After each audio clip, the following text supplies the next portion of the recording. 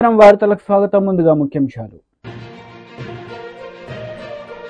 మంత్రి Sridhar Babu press meet, పలు అంశాలపై వివరణ.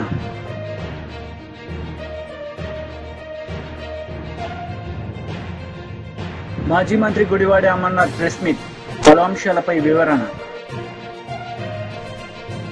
సజ్జల రామకృష్ణారెడ్డి మీడియా సమావేశం నిర్వహించారు. ఈ సందర్భంగా ఆయన మాట్లాడారు. ఓవర్ ది పీరియడ్ ఎవాల్వ్ అయ్యి ఎస్టాబ్లిష్ అయినాయి, అవి కంటిన్యూ అవుతున్నాయి. ఏ గవర్నమెంట్ ఉన్నా కూడా ఆ మొత్తం దీన్ని నేను ఒక్క దెబ్బకు బ్రేక్ చేశారు.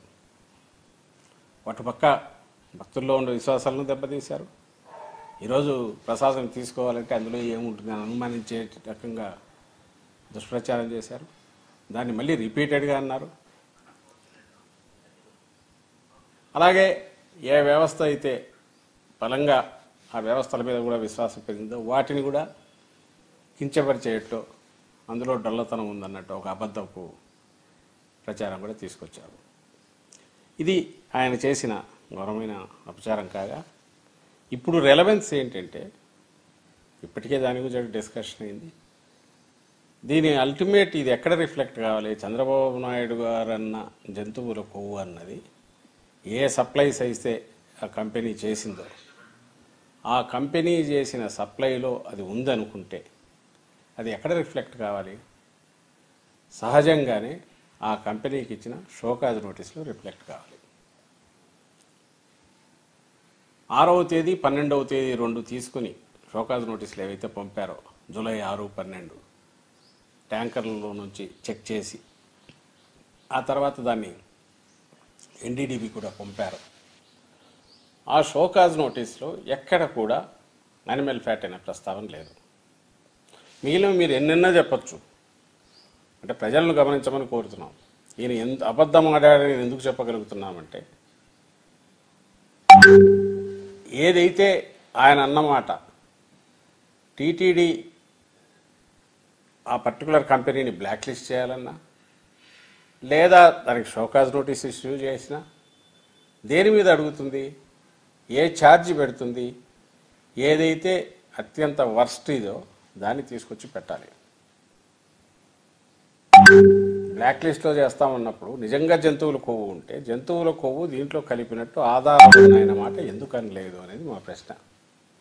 లేమ్యాన్గానే అడుగుతున్నాం. ఎందుకంటే సైంటిస్ట్ చెప్పాల్సింది వాళ్ళు ఎలాగో చెప్తున్నారు, ఇంటర్ప్రిటేషన్ ఇస్తున్నారు. ఎన్డీడీబీనేమో వాళ్ళు అసలు అందుబాటులో ఎవరికి రావట్లేదు. నేషనల్ గవర్నమెంట్తో లింక్ ఉన్న ఏ సంస్థలు కూడా ఈ ల్యాబొరేటరీస్ ఏది కూడా కాంటాక్ట్ చేసినా వాళ్ళు ఎవరు సమాధానం ఇచ్చేవాళ్ళు లేరు, లేదా ఫర్దర్ టెస్టులు చేయడానికి ఇష్టపడట్లేదు. అంతగా ఇది దీనికి సంబంధించిన చంద్రబాబు నాయుడు గారి వ్యాఖ్య. ఆ తర్వాత సెంటర్లో కేంద్రంలో ఉన్న పెద్దలు కూడా దాన్ని సపోర్ట్ చేసి ముందుకు తీయాలని చూడడం, వీటన్నిటి వల్ల బహుశా ఎక్కడ కూడా దీని గురించి ఎవరు చర్చించడానికి కానీ లేదా ఫర్దర్ టెస్ట్ చేయడానికి ఇష్టపడట్లా. ఇంకా సైంటిస్టులు ఎవరైనా ఉండి అయ్యో ఇది అన్యాయం దారుణం జరుగుతుంది వాళ్ళంతటా వాళ్ళు వాలంటరీగా ముందుకు వచ్చి చెప్పేవాళ్ళు తప్ప దీని మీద అథారిటేటివ్గా కామెంట్ చేసేవాళ్ళు అయితే ఎవరు ముందుకు రావట్లా, లేదా మళ్ళీ టెస్టులు చేద్దామంటే దాన్ని కూడా ఎవరు టేకప్ చేయట్లా. ఈ నేపథ్యంలో మాకున్న ఏకైక ఇది వచ్చి నువ్వు ఇచ్చిన షోకాజ్ నోటీసు. ఈ షోకాజ్ నోటీస్లో ఇది షోకాజ్ నోటీస్కు ఇచ్చిన రిప్లైకి అల్టిమేట్ రిజైండర్ విత్ అడిషన్స్ అన్నీ కూడా పెట్టి 28/8/2024 పంపారు. దీంట్లో మొత్తం ఫస్ట్ షోకాజ్ నోటీస్ ఇచ్చారు. ఇది రిజైండర్ అంటే షోకాజ్ నోటీస్ ఇచ్చాక వాళ్ళు ఏదో డౌట్లు ఎక్స్ప్రెస్ చేశాక ఇంకో షోకాజ్ నోటీస్ ఇచ్చి రెండు కలిపి ఫైనల్గా వాళ్ళ కంపెనీ రిప్లైకి రిజైండర్ ఇచ్చారు. అవన్నీ డినై చేస్తూ మళ్ళీ రీఇటరేట్ చేస్తూ ఒక రిజైండర్లో సహజంగానే దీంట్లో మెన్షన్ చేయాలి ఛార్జీలో, కానీ ఛార్జీలో ఎక్కడ కూడా దీనికి సంబంధించిన దాంట్లో మేజర్ క్రక్స్ వచ్చి వెహికల్ నెంబర్స్తో సహా మొత్తం ఇక్కడ ఉన్నాయి. ఐ డోంట్ నో వెదర్ మీరు క్యాచ్ చేయగలరో తెలియదు, కానీ డేట్స్, వెహికల్ నెంబర్స్, దాని జిస్ట్ కంప్లీట్గా ఇందులో ఉంది. ఇందులో నేను మార్క్ చేసింది చూస్తే రెండే కనపడతాయి. Vegetable the adulterated with the fat of vegetable origin అని ఒక దగ్గర ఉంది, వెజిటబుల్ ఆయిల్ అని ఇంకోటి ఉంది, కింద ఫారిన్ ఫ్యాట్ అని అంటారు. అంతకుమించి ఎలాంటి ఆధారం కానీ ఏదీ లేదు ఇందులో. నిజంగా యానిమల్ ఫ్యాట్ అయితే సహజంగానే అదే ఛార్జ్ దీంట్లో ఆరోపణ దీంట్లో రావాలన్నా వద్దా?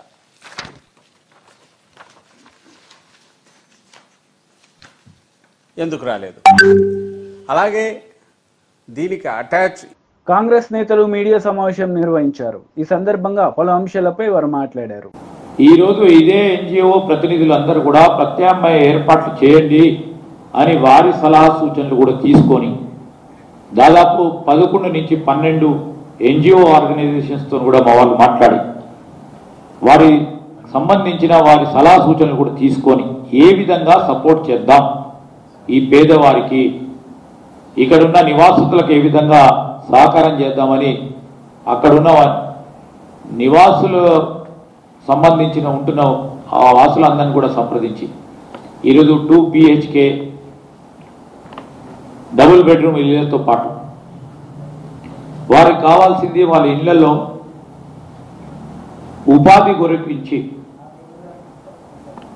ఈరోజు ప్రభుత్వానికి సంబంధించిన అనేక డిపార్ట్మెంట్స్తోని మాట్లాడి ఆ కుటుంబాల్లో ఏదో ఉపాధి ప్రత్యామ్నాయ ఉపాధి ఏర్పాట్లు చేయాలని ఆ కుటుంబానికి ఒకరికి ఉపాధి అవకాశం కల్పించే కార్యక్రమంతో పాటు వారిని కూడా వారితో పాటు సంప్రదించి కౌన్సిలింగ్ చేసి చదువుకోవడానికి అంగన్వాడీ సెంటర్స్ను కూడా అక్కడ చిన్నారులు చాలామంది కూడా మరి రేపు డబుల్ బెడ్రూమ్ హౌసెస్ షిఫ్ట్ అయిపోయిన తర్వాత అంగన్వాడీ కేంద్రాలను ఏర్పాటు చేసుకొని అడ్మిషన్స్ను కూడా మరి 6 సంవత్సరాల వరకు వారిని పూర్తి స్థాయిలో చదివించే కార్యక్రమంతో పాటు సెల్ఫ్ హెల్ప్ గ్రూప్స్తో పాటు వారికి ఇంట్రెస్ట్ ఫ్లో లోన్స్ ఇప్పించే కార్యక్రమం పెద్ద ఎత్తున ఒక ఆలోచన పరంగా ఒక ప్రణాళికబద్ధమైన కార్యక్రమం చేస్తూ ఉన్నాం. దీని గురించి ఒక హై లెవెల్ కమిటీని ఏర్పాటు కూడా చేయడం జరిగింది. దాంట్లో కమిషనర్ జిహెచ్ఎంసి, అదేవిధంగా CEO SERP, minority welfare department సంబంధించిన అధికారి, women and child welfare department సంబంధించిన డైరెక్టరు, అదేవిధంగా జాయింట్ ఎండి గారు, దాంతోపాటు ఈరోజు సివిల్ సొసైటీకి సంబంధించిన ప్రతినిధులు ఎన్జిఓస్ కూడా ఈ హై పవర్ కమిటీలో ఏర్పాటు చేయటం ప్రధానమైన ఉద్దేశం ఏంటంటే కేవలం నామమాత్రంగా ఈరోజు పంపించమని కాదు, వారికి కావాల్సిన అవసరాలు ఆ 2 బెడ్రూమ్ హౌస్ అన్ని వసతితో కూడుకొని ఉండి వారి కుటుంబంలో ఒకరికో ఇద్దరికో ఈరోజు ఈ ఆర్గనైజేషన్స్ పరంగా ఈరోజు మెప్మా కానీ సెల్ఫ్ హెల్ప్ గ్రూప్స్ పరంగా వారికి లోన్స్ ఏర్పాటు చేసుకొని వారికి ఉపాధి కల్పనలో ముందుకు తీసుకెళ్లే ప్రయత్నం చేస్తూ దాని వరకే ఆకుండా ఎస్సీ, ఎస్టీ, బీసీ, మైనారిటీ కార్పొరేషన్కి సంబంధించి వారి వెల్ఫేర్ స్కీమ్స్లో కూడా ప్రాధాన్యతనిస్తూ వారు చదువుకునే అంశం వచ్చే వరకు వారికి పూర్తి స్థాయిలో వారు చదువుకు ఎక్కడ ఇబ్బంది రాకూడదని ప్రతి దగ్గర కూడా కాంప్లెక్స్ రిసోర్స్ పర్సన్స్ని ఏర్పాటు చేస్తూ దగ్గరున్న స్కూల్స్, దగ్గరున్న రెసిడెన్షియల్ స్కూల్స్లో వాడి అడ్మిషన్స్ను ఏర్పాటు చేయటం జరుగుతుంది, ఎవరికి కూడా ఇబ్బంది లేకుండా. ఈరోజు మళ్ళా బఫర్ జోన్కు సంబంధించి నిన్న చెప్పినట్టుగా ఈరోజు దాదాపు రివర్ బెడ్కు సంబంధించి ఏదైతే స్ట్రక్చర్స్ను గుర్తిస్తారో ఆ స్ట్రక్చర్కు సంబంధించి కూడా ల్యాండ్ అక్విజిషన్ విషయంలో కూడా ఏ చట్ట ప్రకారం ఏ విధంగా ఉందో ఆ విధంగా చట్ట ప్రకారాన్ని చేస్తూ right to fair compensation and transparency in land acquisition, rehabilitation and resettlement act. మాజీ మంత్రి హరీష్ రావు మీడియా సమావేశం నిర్వహించారు. ఈ సందర్భంగా పలు అంశాలపై ఆయన మాట్లాడారు. जो वादा करे उसके लिए पैसा नहीं है. मूसी के लिए 1.5 लाख करोड़ कहां से आ रहा तू? मूसी किसके लिए बना रहा तू? किसी के लिए बना रहा? उसमें किसको कितने पैसे मिलने वाला है? इसमें कौन कौन मिला हुआ है? ये बात करने का है. इस वास्ते आप सोचिए, ये मूसी जो है, जब केसीआर साहब थे, केसीआर साहब कभी भी बनाने का काम करा, गरीबों के लिए मकान बनाए, पानी दिया फ्री में आप लोगों को, अच्छा बिजली दिया, रोडा डाला, शादी के लिए मदद करा, बच्चों के लिए स्कूल लगा के बच्चों को इंग्लिश मीडियम में पढ़ाए, खाना भी दिए, 6 किलो चावल दिया. जब कोरोना आए तो 10 किलो चावल दिया नहीं दिया? कोरोना में 10 किलो चावल मुफ्त में कोरोना में दिया. केसीआर साहब बनाने का काम करा, दवाखाना बनाए, रमजान में कपड़ा दिए. लेकिन रेवंत रेड्डी क्या कर रहा है? केसीआर साहब बनाने का काम करे तो रेवंत रेड्डी तोड़ने का काम कर रहा. अब तोड़ने का काम इन्हें कर रहा, बनाने का काम केसीआर साहब करा.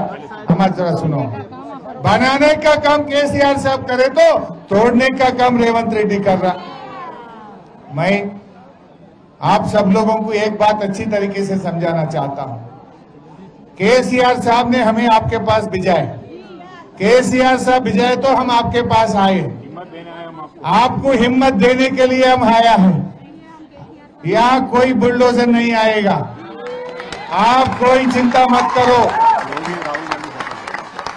अब राहुल गांधी क्या बोल रहा है देश में? महाराष्ट्र जाके, हरियाणा जाके राहुल गांधी बोल रहा ये बुलडोजर राज नहीं चलेगा बोल रहा. उधर उत्तर प्रदेश में बीजेपी वाले बुलडोजर राज चला रहे, योगी आदित्यनाथ दास. ये बोलता है राहुल गांधी बुलडोजर राज नहीं चलेगा. फिर तुम्हारा सीएम क्या कर रहा है हैदराबाद में? राहुल गांधी पहले तुम्हारा सीएम को समझो, बुलडोजर राज बंद करने के लिए बोलो तेलंगाना में. नहीं तो अगर से तुम बंद नहीं करने आए तो तुम्हारा हाथ का सिंबल निकाल के बुलडोजर का सिंबल लगा लो, बुलडोजर का सिंबल लगा लो. जब पूरे लोग मिलके तुम्हारे को सबक सिखाएंगे. बेटा क्या समझ रहे? थोड़े लोग आके आपको भटकाने का कोशिश कर रहे. नहीं डबल बेडरूम खत्म होता जल्दी ले लो, नहीं तो नहीं मिलता. डराने के काम कर रहा. क्या तुम्हारा बाप का जागीर है? तुम कैसा लेता हमारा? तू कौन है? आप लोग यहाँ से 30 साल, 40 साल, 50 साल से आप लोग यहाँ रह रहे हैं, 60 साल से यहाँ हैं. कौन परमिशन दिया? पुराना कांग्रेस गवर्नमेंट परमिशन दिया. आपका जमीन रजिस्ट्रेशन करे, म्युनिसिपल ऑफिस में परमिशन मिला, आप उसके लिए टैक्स बन रहे, बिजली का बिल बन रहे, पानी का कनेक्शन लिए. वो 40-50 साल से आप लोग यहाँ जी रहे. एक घर बनाना एक जिंदगी का, एक पूरा जिंदगी भर मेहनत करे तो आप एक घर बनाएंगे. బీజేపీ లీడర్ మీడియా సమావేశం నిర్వహించారు. ఈ సందర్భంగా పలు అంశాలపై ఆయన మాట్లాడారు.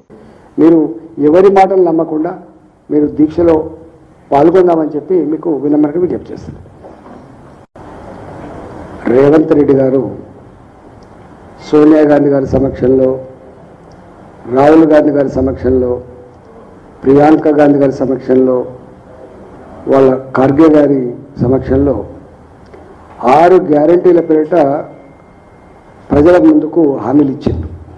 అందులో ఒక గ్యారంటీ రైతు రుణమాఫీ, రైతు బంధు, 500 రూపాయల క్వింటాల్కు బోనస్, కౌలు రైతుకి కూడా రైతు బంధు అమలు చేస్తా అని చెప్పడం, చివరికి రైతు కూలీలకు కూడా నెలకు 1000 రూపాయలు చెప్పడం, 12,000 రూపాయలు ఇస్తా అని చెప్పిండు.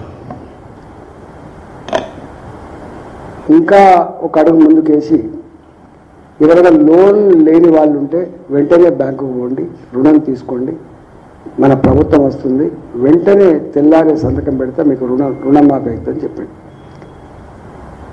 3 నెలలు గడిచింది, 4 నెలలు గడిచింది, పిల్లి గంతులు వేస్తుంటే రేవంత్ రెడ్డి తప్ప, దిక్కులు చూస్తుంటే తప్ప ఎక్కడ సప్పులు లేవు. చివరికి ప్రజలు రైతాంగం అంతా అసహించుకుంటుందని చెప్పి గ్రహించి భద్రాచలం రాముడి సాక్షిగా, వేణుగౌడ రాజన్న సాక్షిగా, జోగులాంబ సాక్షిగా, మన లక్ష్మీనరసింహ సాక్షిగా అని చెప్పి ఒట్లు పెట్టుకోవడం మొదలుపెట్టాడు. ఈ ఒక్కటి కూడా అమలు చేయకపోతే తెలంగాణ ప్రజలు నా మీద చెడైప్రాయం ఏర్పడుతుందని చెప్పి భావించి అన్ని రకాల ఆర్థిక పేమెంట్స్ అని కూడా ఆపేసి రైతు రుణమాఫీ ఒడిగట్టింది.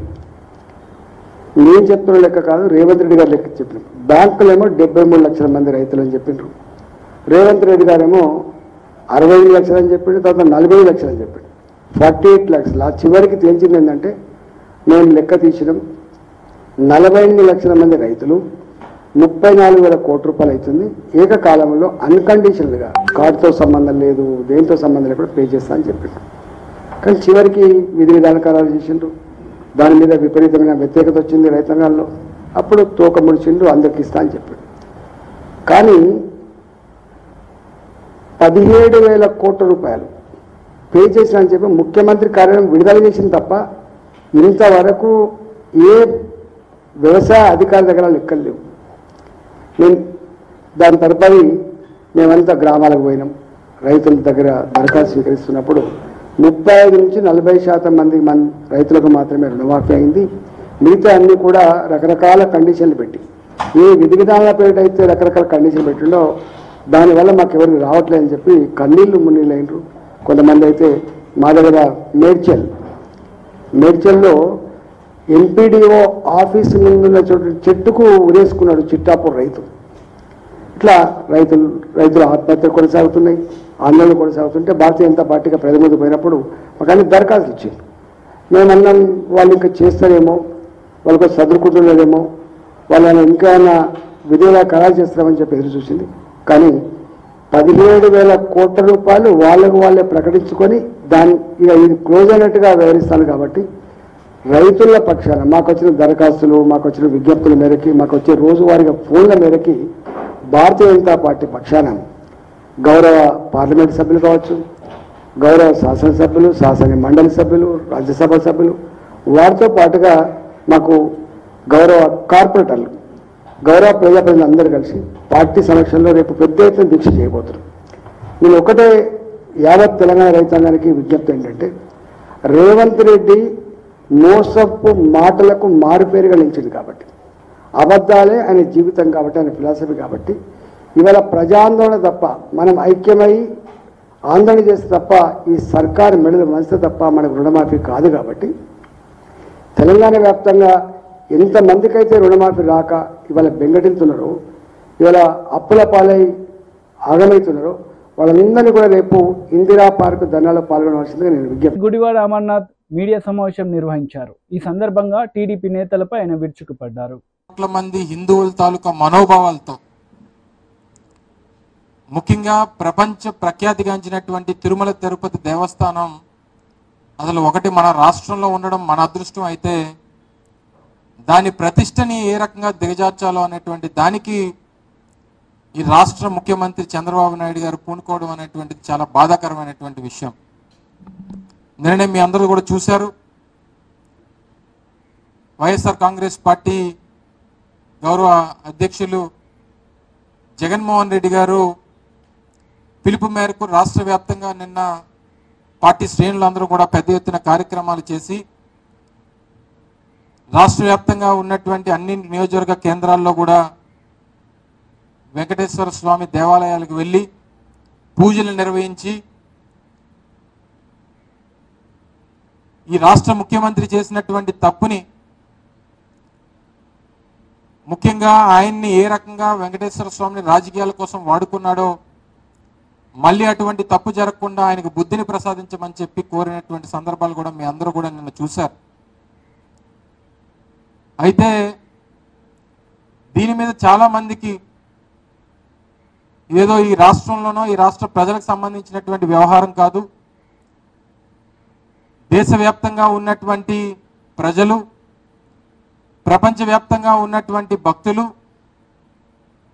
దీని మీద అనేక రకాలైనటువంటి అనుమానాలతో ఉన్నటువంటి సందర్భంలో మా అధ్యక్షులు వారు జగన్మోహన్ రెడ్డి గారు కానీ పార్టీ కానీ ఒకటి కోరుతా ఉన్నాం.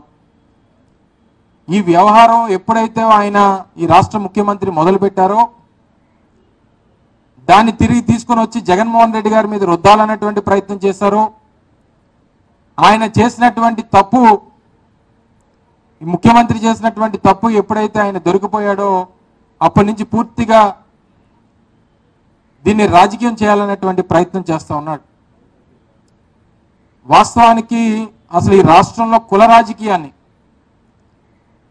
ఈ రాష్ట్రానికి పరిచయం చేసినటువంటి వ్యక్తి చంద్రబాబు నాయుడు గారు.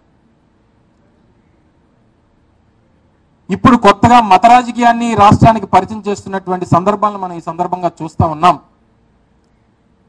సెక్యులర్ దేశంలో ఉన్నాం, ప్రపంచంలోనే అతిపెద్ద ప్రజాస్వామ్యం కలిగినటువంటి దేశంలో ఉన్నాం. అన్ని కులాలు, అన్ని మతాలు, అన్ని ప్రాంతాలు ఒకటే సమానం అని చెప్పి ఆలోచనలు కలిగినటువంటి దేశంలో ఉన్నాం. కానీ ఈరోజు మత రాజకీయానికి పునాదులు వేసి రాష్ట్రంలో మతాల మధ్య చిచ్చు పెట్టేటువంటి కార్యక్రమం ఏ రకంగా చేస్తా ఉన్నారో గడిచినటువంటి 10 రోజులుగా మనం చూస్తా ఉన్నాం. దేనికోసం ఇదంతా అని అడుగుతా ఉన్నాం.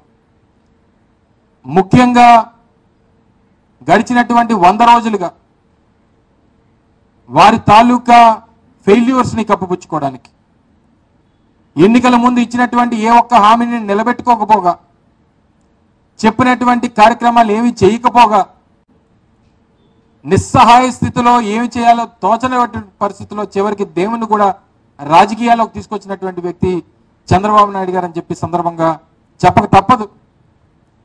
ఎన్ని అంశాలండి ప్రభుత్వంలో వారు అధికారంలోకి వచ్చినటువంటి రోజు నుంచి. అధికారంలోకి రావడమే ఏ రకంగా రాష్ట్రంలో విధ్వంసం సృష్టించారో మనం చూసాం. రాష్ట్రంలో వైఎస్ఆర్ కాంగ్రెస్ పార్టీకి సంబంధించినటువంటి కార్యకర్తల్ని ఎంతమందిని పట్టణ పెట్టుకున్నారో చూసాం. వినుకొండలో నడి రోడ్డు మీద మా వైఎస్ఆర్ కాంగ్రెస్ పార్టీ కార్యకర్తని అత్యంత అమానుషంగా నరికి చంపినటువంటి విజువల్స్ చూసాం. దాని మీద పెద్ద ఎత్తున ఢిల్లీలో నిరసన కార్యక్రమాన్ని చేపట్టేటువంటి సందర్భాలు మీరు చూశారు. దాదాపు 35 మంది పైచిలకు ప్రాణాలు పట్టణ పెట్టుకున్నారు. అనేక రకాలైనటువంటి ఆస్తులు ధ్వంసం చేశారు. బుల్డోజర్లతో మా కార్యకర్తలు, మా నాయకులకు సంబంధించినటువంటి ఆస్తుల్ని కొలగొట్టేటువంటి కార్యక్రమాన్ని చేశారు. ప్రభుత్వ ఆస్తుల మీదకి వెళ్లారు. ఒక పక్క విధ్వంసం సృష్టిస్తూ పూర్తిగా వార్తలు ముగించే ముందు ముఖ్యాంశాలు మరోసారి. మంత్రి శ్రీధర్ బాబు ప్రెస్ మీట్, పలు అంశాలపై వివరణ.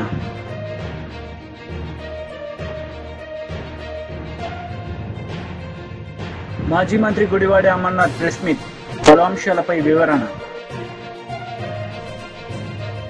ఈ వార్తలు ఇంతటితో సమాప్తం. తిరిగి ప్రసారమయ్యే వార్తలు మళ్ళీ కలుద్దాం. అంతవరకు సెలవు. నమస్తే.